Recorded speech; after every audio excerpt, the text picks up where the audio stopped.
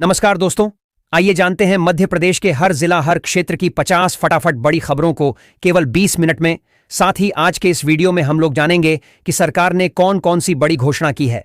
MP सरकार ने लाडली बहनों को हर महीना 1500 रुपए देने का वादा किया है और राशन कार्ड, आधार कार्ड, पैन कार्ड और गैस सिलेंडर से संबंधित बड़ी खबरों को तो चैनल पर पहली बार आए हैं तो वीडियो को लाइक करके चैनल को सब्सक्राइब जरूर कर दें और कमेंट में अपने जिला, अपने शहर का नाम जरूर बताएं।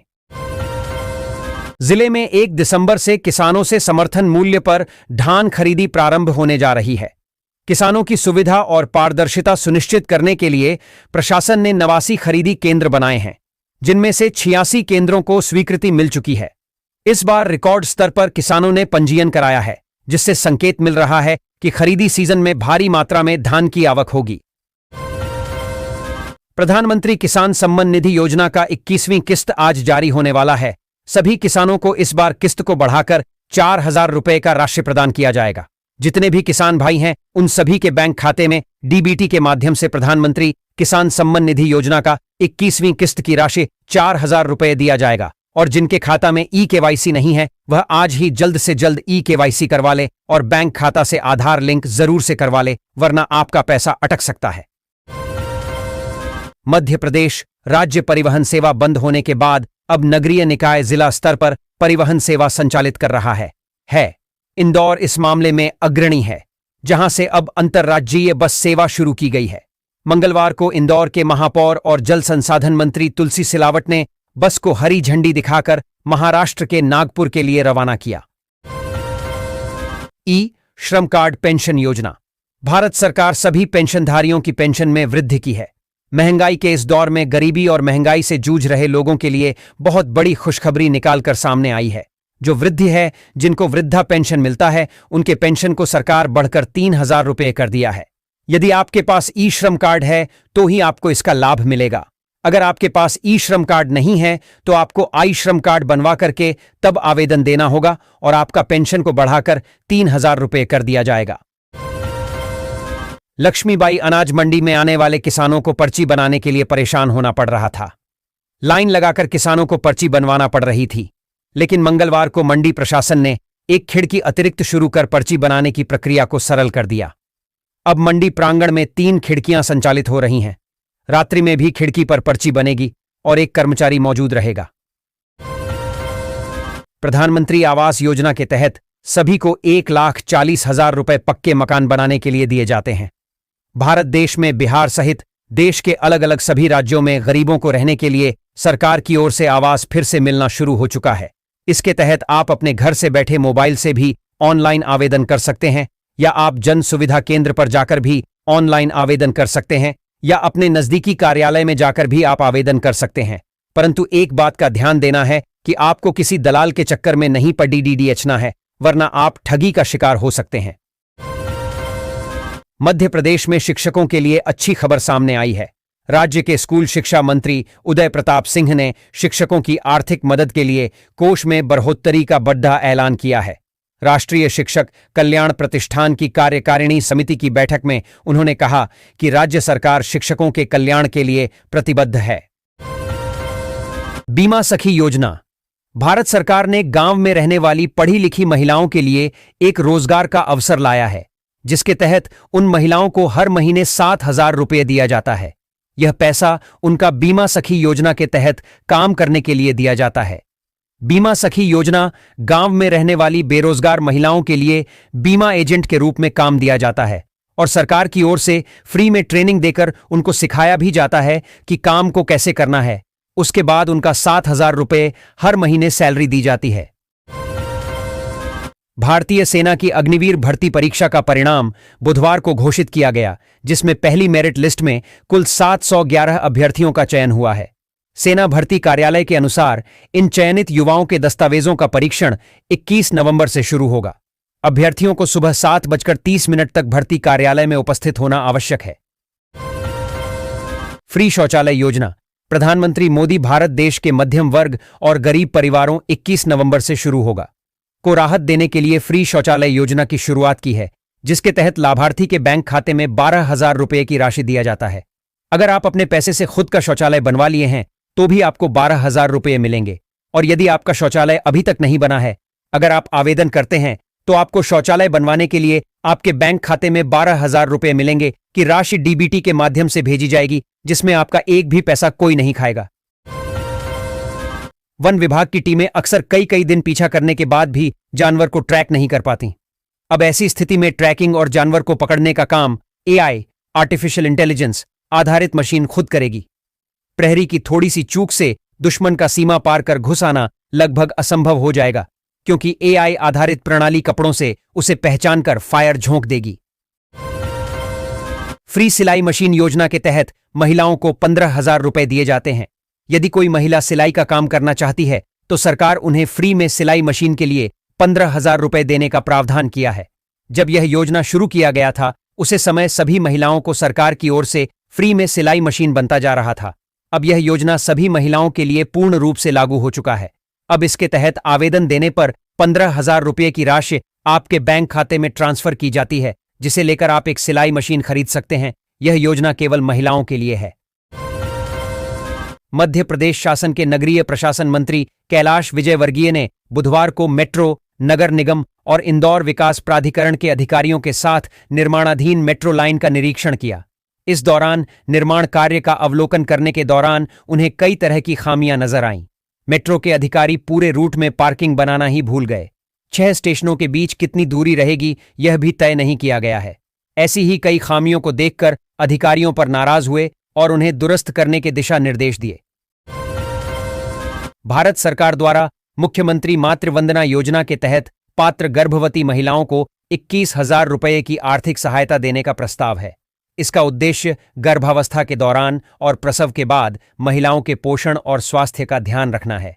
यह राशि 3 किस्तों में सीधे लाभार्थी के बैंक खाते में भेजी जाएगी। पहली किस्त गर्भधारण के पंजीकरण पर, दूसरी प्रसव जांच पर और तीसरी बच्चे के जन्म व टीकाकरण पूरा होने पर मिलेगी। प्रदेश के मुखिया डॉक्टर मोहन यादव ने खजुराहो के चंद्रनगर स्थित 5 सितारा होटल द राजगढ़ पैलेस का लोकार्पण किया।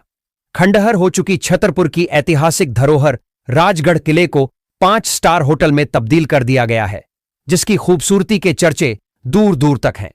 इस किले को अब तक लोग राजगढ़ पैलेस के नाम से जानते हैं। 300 साल पुराना यह राजगढ़ पैलेस बुंदेला राजवंश की वास्तुकला का प्रतीक हुआ करता था। इसे महाराज भवानी सिंह ने 17वीं-18वीं शताब्दी में बनवाया था।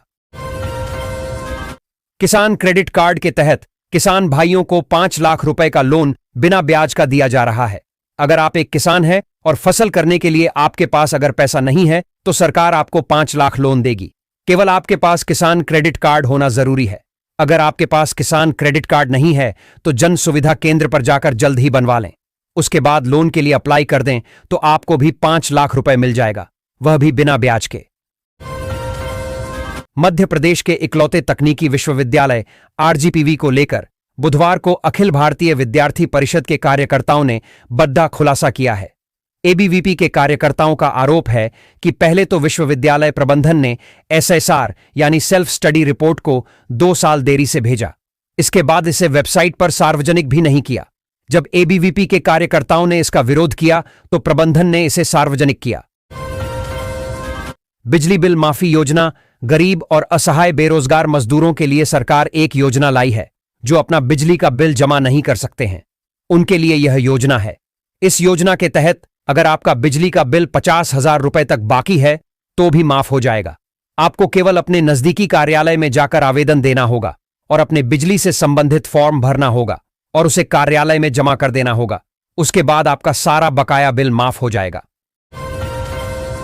मध्य प्रदेश में नगर परिषदों की संख्या बढ़ने वाली है।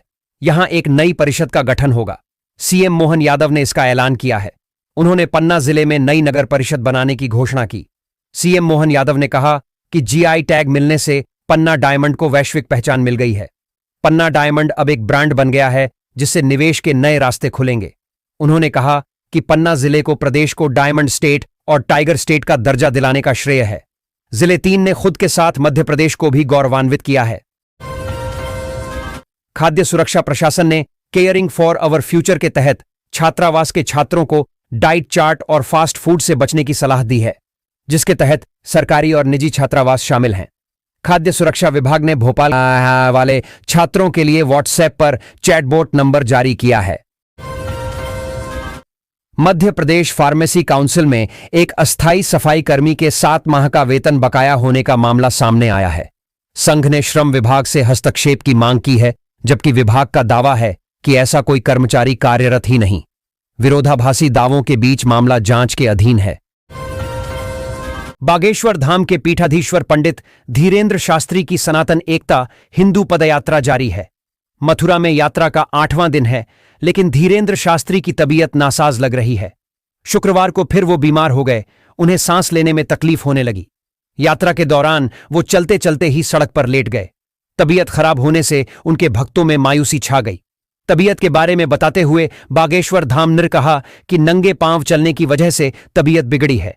इसी बीच यात्रा में महाकुंभ में वायरल हुई हर्षा रिछारियां भी पहुंची। महू के 159 वर्ष पुराने भवन को बचाने के लिए हाई कोर्ट में जनहित याचिका दायर हुई है। कोर्ट ने सुनवाई करते हुए अंतरिम आदेश दिया है कि इस 159 वर्ष पुराने भवन को फिलहाल न तोड़ा जाए। यह भवन 1866 में बना था और लंबे समय तक इसका आर्मी अस्पताल और बाद में आर्मी पब्लिक स्कूल के रूप में उपयोग होता रहा। दरअसल आंगनबाड़ी कार्यकर्ता व शासकीय एकता यूनियन भोपाल की ओर से याचिका दायर की गई थी। इसमें कहा गया कि प्रदेश सरकार ने आंगनबाड़ी कार्यकर्ताओं को अपने मूल कामों के साथ साथ इलेक्शन में ड्यूटी करने का काम दिया था। बहस के दौरान तर्क दिया गया कि आईसीडीएस सेवाओं का काम अनिवार्य है। किसानों के विरोध के बाद मध्य प्रदेश सरकार ने सिंहस्थ लैंड पूलिंग एक्ट को रद्द कर दिया है। मुख्यमंत्री मोहन यादव ने किसान संघ और भाजपा प्रतिनिधियों के साथ बैठक में यह घोषणा की। अब भूमि अधिग्रहण पहले की तरह अस्थायी व्यवस्था के तहत होगा। किसान संघ स्थायी निर्माण के लिए भूमि लेने का विरोध कर रहा था। सरकार उज्जैन सिंहस्थ 2028 में श्रद्धालुओं की सुविधा के लिए भूमि का उपयोग करेगी। एमपी के भोपाल शहर में मेट्रो के कमर्शियल रन के लिए सबसे अहम कमिश्नर मेट्रो रेल सेफ्टी अपनी रिपोर्ट इसी हफ्ते मेट्रो कॉरपोरेशन को दे सकते हैं। सब कुछ ओके होने के बाद प्रदेश सरकार को रिपोर्ट दी जाएगी। वहीं नई दिल्ली से हरी झंडी मिलने के बाद मेट्रो के कमर्शियल रन की शुरुआत हो जाएगी। प्रधानमंत्री नरेंद्र मोदी लोकार्पण करेंगे।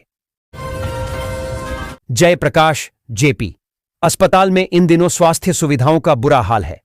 पिछले 1 सप्ताह से अस्पताल के दवा स्टॉक में जरूरी दवाओं और मेडिकल सामान की भारी किल्लत चल रही है, जिसके चलते मरीजों को भारी परेशानी का सामना करना पड़ रहा है। हालात इतने बिगड़ चुके हैं कि इलाज के लिए आने वाले मरीजों को अपनी लगभग आधी दवाएं और जरूरी मेडिकल सामान बाहर के महंगे मेडिकल स्टोरों से खरीदना पड़ रहा है, जिससे उन पर आर्थिक बोझ पड़ रहा है। देवी अहिल्या विश्वविद्यालय अब हाईटेक और फर्जीवाड़े से पूरी तरह सुरक्षित मार्कशीट जारी करने की तैयारी में है। नई मार्कशीट में क्यूआर कोड, विशेष मोनोग्राम, उभरा वाटरमार्क और फाड़ रोधी कागज जैसे 4 सुरक्षा फीचर होंगे। यह डिजी लॉकर और एबीसी से भी जुड़ी होगी, जिससे छात्रों को डिजिटल सुविधा मिलेगी। प्रदेश सरकार नवाचार के मूड में है। शिक्षा के क्षेत्र में लगातार काम किया जा रहा है। 3 साल का हमारा लक्ष्य है कि कोई स्कूल भवन विहीन न हो, सभी काम समय पर पूरे हों। जैसे पहले स्कूलों का सिलेबस अप्रैल में शुरू होता था और नवंबर तक पहुंचता था, अब ऐसा नहीं है। अब शुरुआत में सिलेबस दे दिया गया था और बाकी छात्रों से जुड़े कार्य जैसे स्कॉलरशिप, स्कूटी वितरण, लैपटॉप वितरण जैसे कार्य हम नवंबर तक पूरे कर चुके हैं। मंदिर के सुंदरीकरण कार्य के तहत 2 मुख्य द्वार आने और जाने के लिए बनाकर तैयार किए जाने का कार्य लगभग 1 वर्ष से चल रहा है। इस कार्य को देखते हुए मंदिर के प्रमुख सिंहद्वार को पूरी तरह बंद कर दिया गया था। निर्माण स्थल भी सुरक्षा की दृष्टि से चारों तरफ से पीठ प्रबंधन ने कवर करा रखा था, ताकि श्रद्धालुओं का आवागमन उस ओर न हो सके। मध्य प्रदेश के नरसिंहपुर जिले के बोहानी गांव में उस वक्त हर किसी की आंखें नम हो गईं जब गांव के रहने वाले वीर जवान आशीष शर्मा के शहीद होने की खबर गांव पहुंची। आशीष शर्मा मध्य प्रदेश हॉक फोर्स में इंस्पेक्टर के पद पर पदस्थ थे और छत्तीसगढ़ महाराष्ट्र सीमा पर राजनांदगांव जिले के डोंगरगढ़ क्षेत्र में बुधवार को नक्सलियों से हुई मुठभेड़ में उन्हें वीरगति प्राप्त हुई। उन्हें मुठभेड़ के दौरान सीने, पेट और पैर में गोली लगने की बात सामने आई है। इंदौर में यातायात पुलिस बसों में हो रहे अनियमित संचालन के खिलाफ सघन अभियान चला रही है। इसी दौरान स्टार चौराहा पर न्यू बेतवा बस सर्विस की स्लीपर बस की जांच में गंभीर उल्लंघन सामने आया। जांच टीम ने यात्रियों की सुविधा और सुरक्षा को प्राथमिकता देते हुए कार्रवाई की।